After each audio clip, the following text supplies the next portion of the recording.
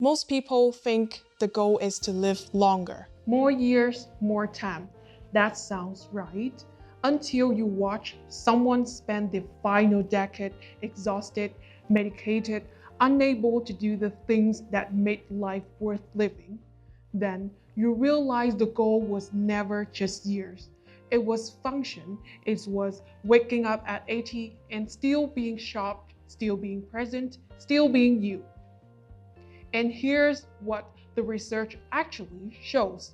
The habits that protect that aren't dramatic. They are quiet, they happen in the first hour of the morning.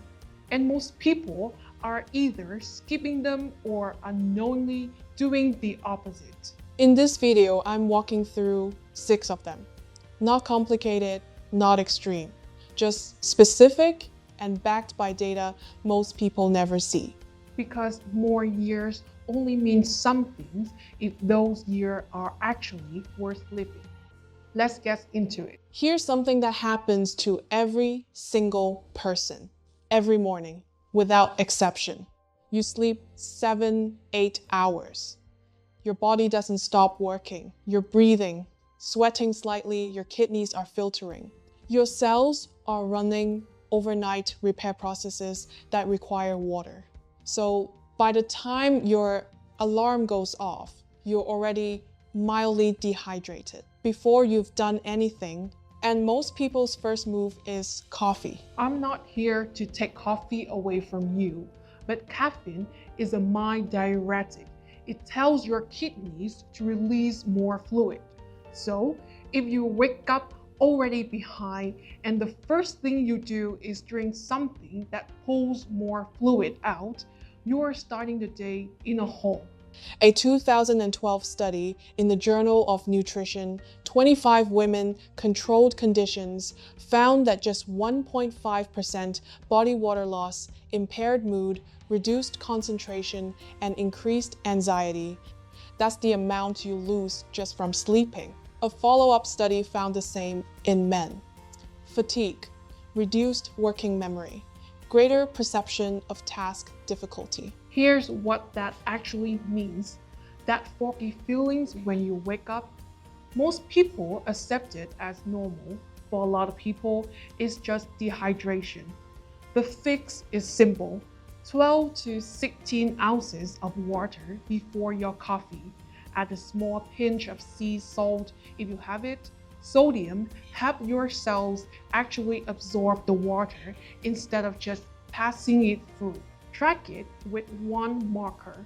Your first urine should be pale yellow. Dark means concentrated.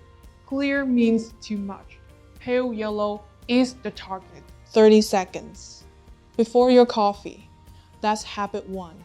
Most people wake up and immediately check their phone. And I understand why. It's automatic at this point. But here's what's actually happening in your brain during those first few minutes, and why that habit is quietly working against you for the rest of the day.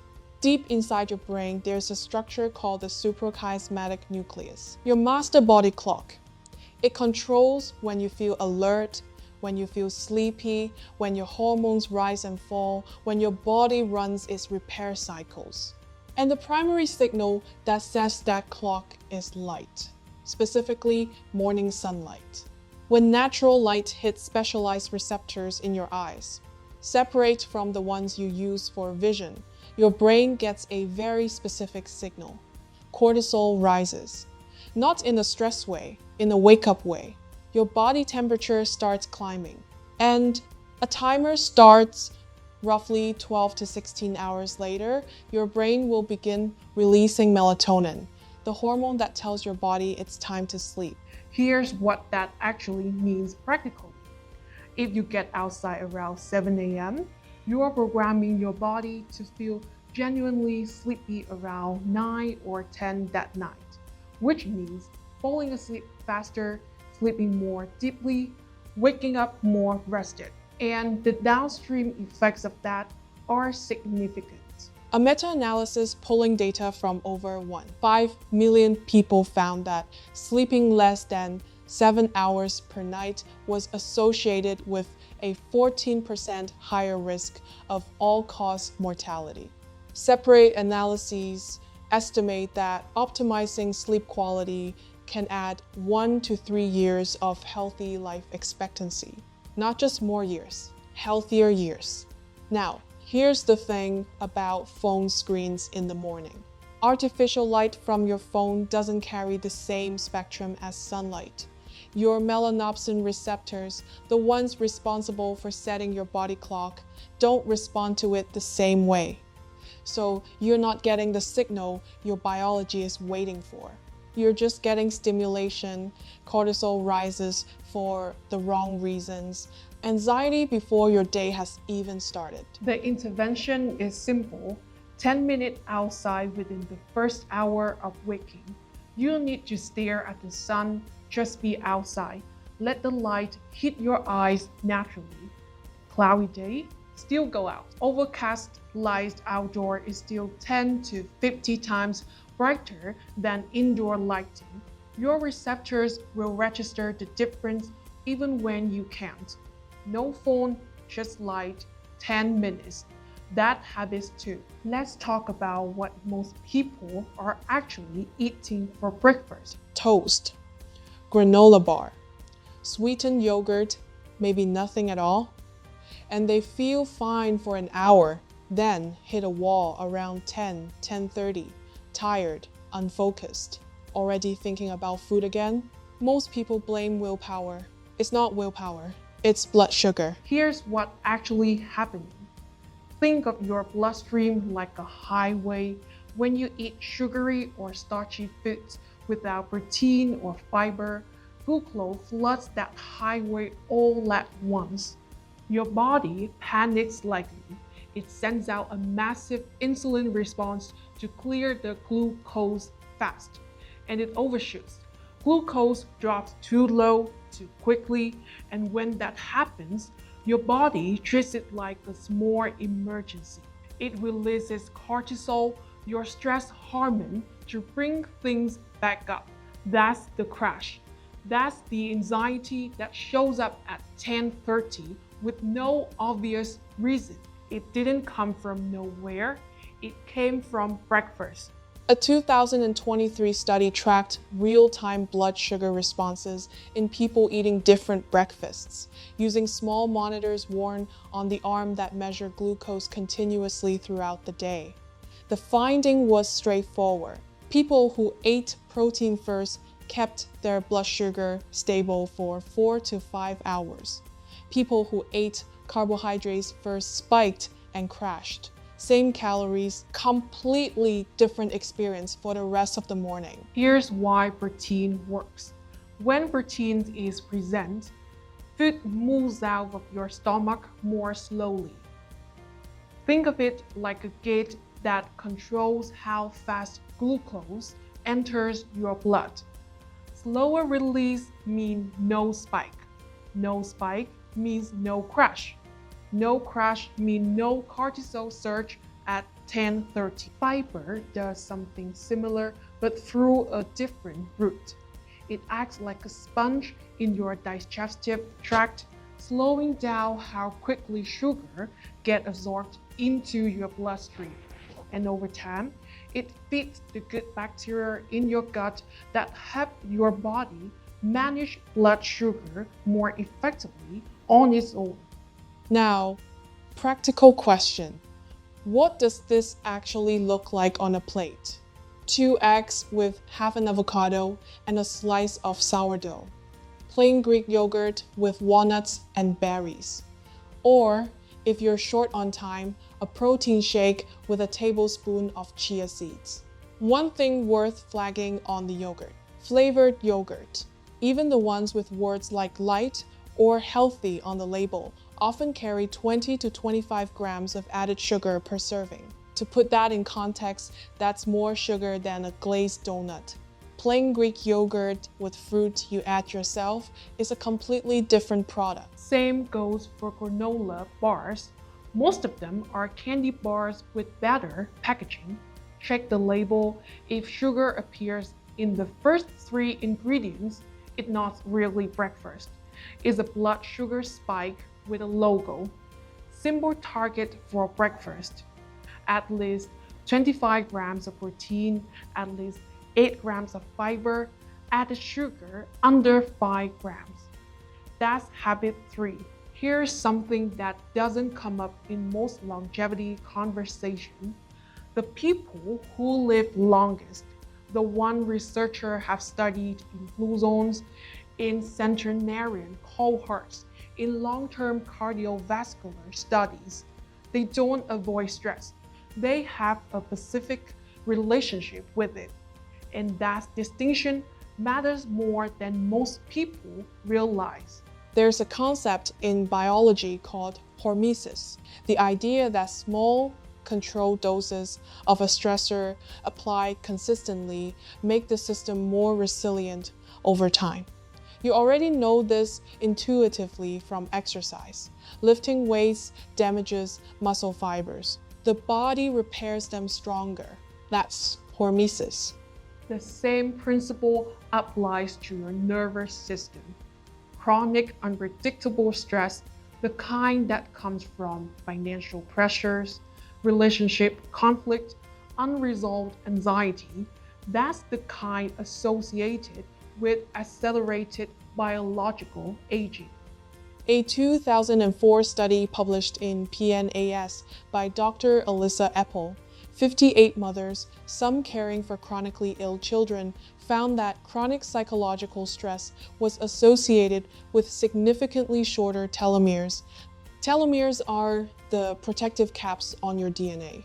When they shorten, your cells age faster. Here's what that actually means. Stress doesn't just feel bad, it changes how old your cells are. But here's the other side of that research that gets skipped over. Brief, predictable, controllable stress does the opposite.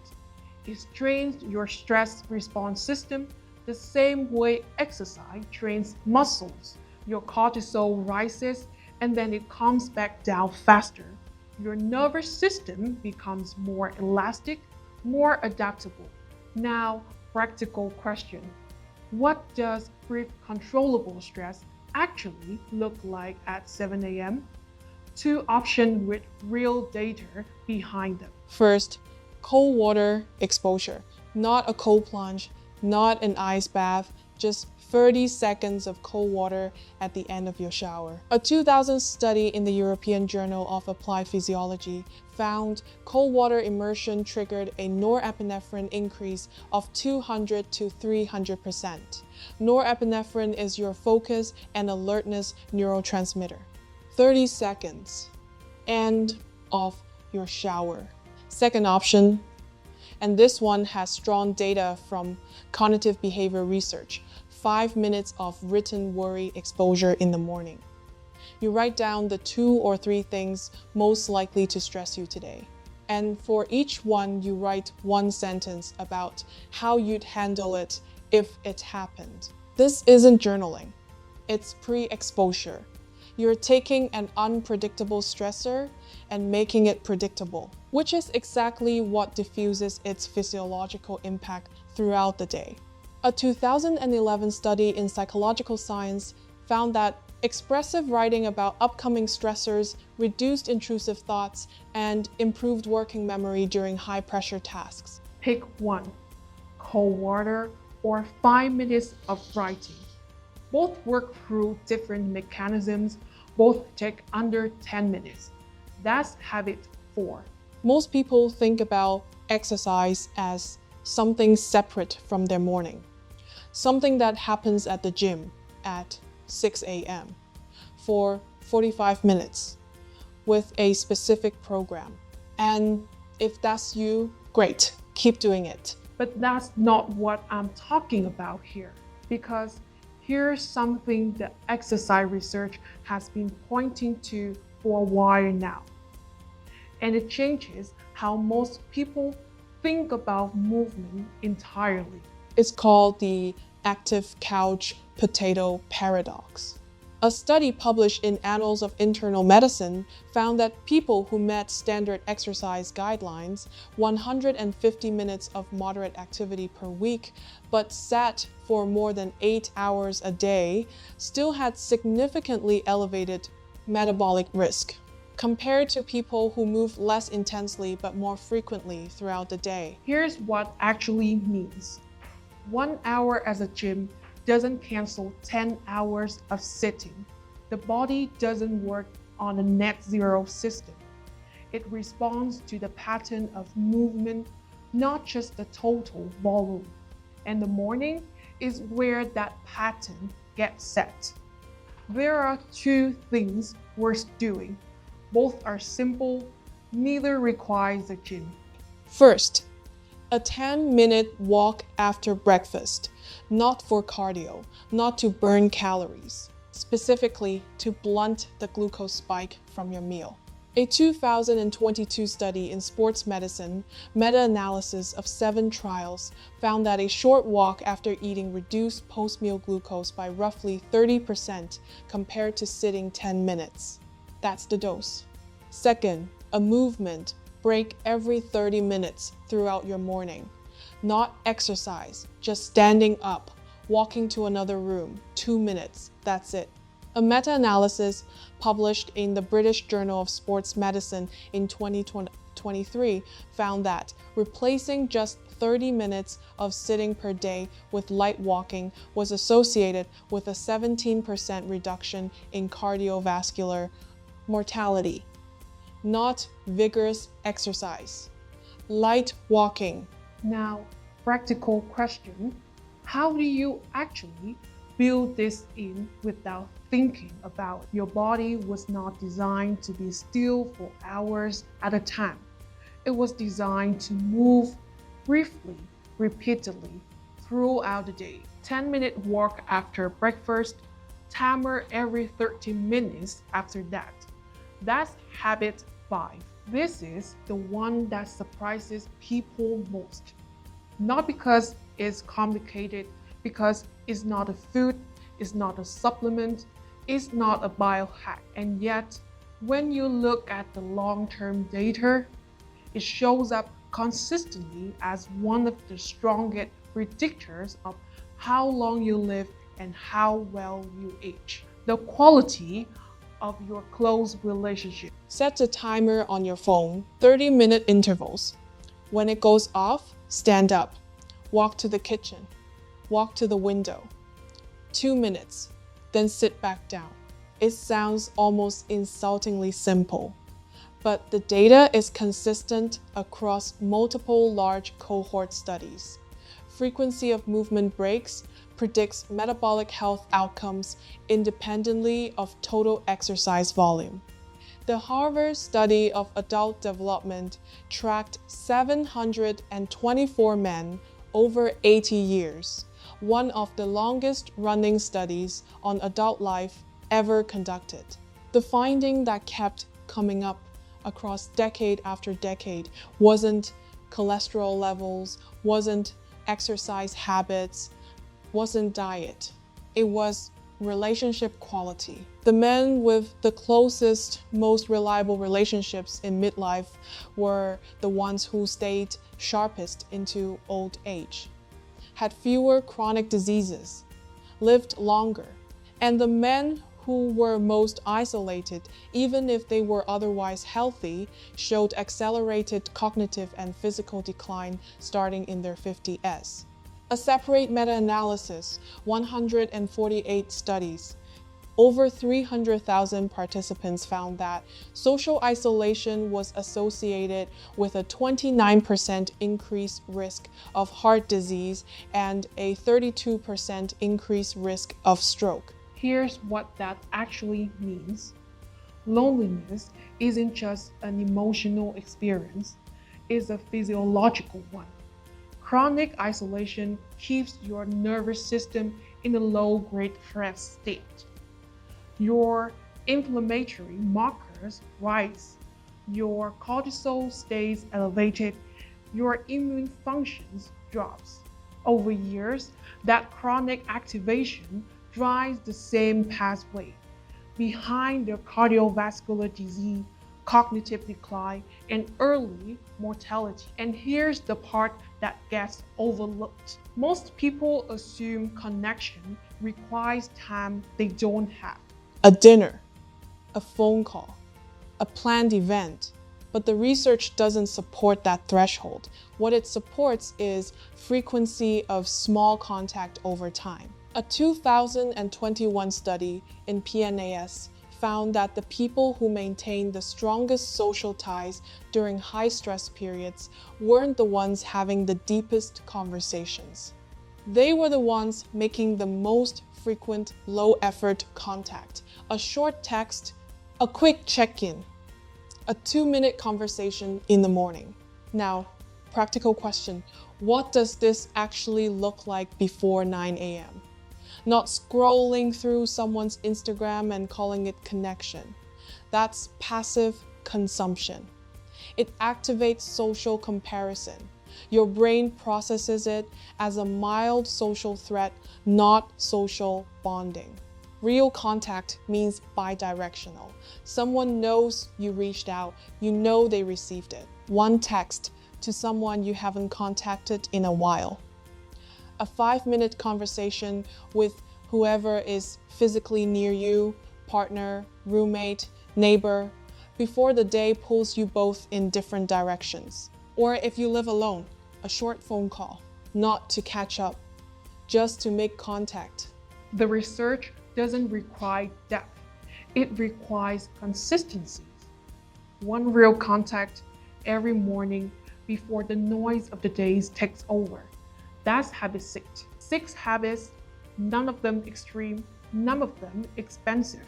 Water before coffee, 10 minutes of morning light, protein and fiber at breakfast, one brief controllable stressor, a walk after you eat, one real human contact before the day starts. You don't need all 6 tomorrow morning. The research is consistent on this. The biggest jump in outcomes doesn't come from going from good to perfect. It comes from going from nothing to something. One habit done consistently changes your baseline, and then you add another. That's how biology actually works. Not overnight, not all at once, quietly, over time. Pick one, start tomorrow. And one thing before you go, I'm not a physician. Nothing in this video is medical advice. These are research summaries meant to help you have a more informed conversation with your doctor. If you are managing any existing conditions, please talk to your healthcare provider before making any changes to your routine. You know what to do.